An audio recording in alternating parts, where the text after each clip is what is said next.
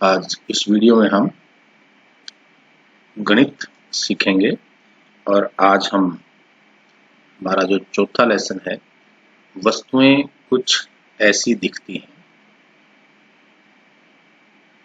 शुरू करेंगे। और इसमें हम सीखेंगे वस्तुएं कुछ ऐसी दिखती हैं।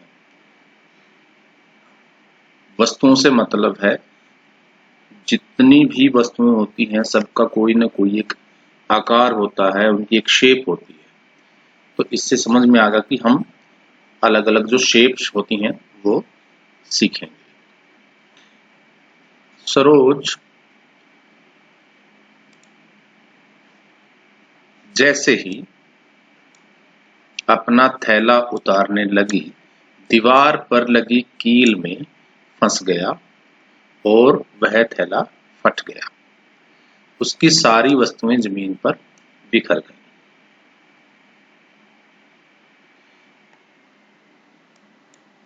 क्या मैं इन खिलौनों को उठाने में तुम्हारी मदद करूं? अब थैले में से देखो इतनी सारी वस्तुएं निकली हैं। ये देखो, अंगूठी है, चॉकलेट है, स्केल है, पेन है, इरेजर है और कीप है। बहुत सारी अलग अलग शेप्स की चीजें हैं। तो इनसे हम वस्तुओं की जो अलग अलग शेप होती हैं उनके बारे में सीखेंगे। तुम सही समय पर आई हो खुशी। माँ ने मुझे रसोई में बुलाया है। जब तक मैं उनसे मिलकर आती हूँ तब तक तुम इन्हें समेट लो। ये सारी चीजें जो थैले से गिरी हैं उनको बिल्ली के द्वारा समेटने के लिए कहा है। ठीक है।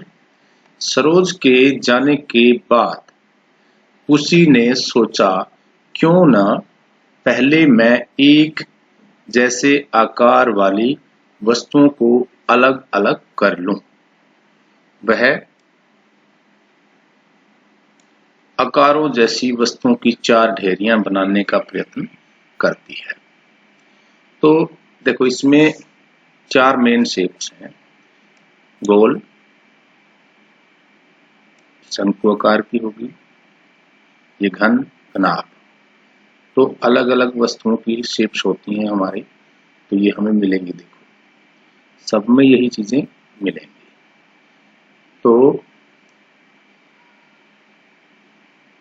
इससे हमें क्या पता चलता है कि अलग अलग जो शेप होती हैं वो हर वस्तु में कहीं ना कहीं होती है। कोई गोल होती है, कोई लंबी होती है, कोई इस साइज में होती है, कोई इसमें होती है, कोई इसमें होती है। तो अलग अलग शेप्स में मिलेंगे। तो नेक्स्ट वीडियो में हम इन शेप्स को नामों से और अच्छे से सीखेंगे। ठीक है। तो आज के इस वीडियो में सिर्फ हम पहचान और हमने जो हमारा पाठ है उसको समझा है कि ये पाठ हम आगे करेंगे। तो अब हम ईवीएस का कुछ समझते हैं।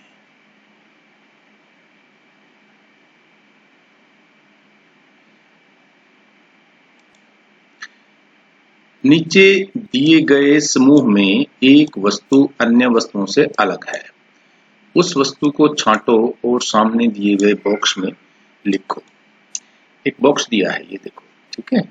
इसमें हमने उन अलग वस्तुओं के नाम को छांटना है और ये 4 वस्तुएं दी हैं। पहले हम इसको ध्यान से समझेंगे, पढ़ेंगे। गेहूं, चावल, मूंग और बाजरा।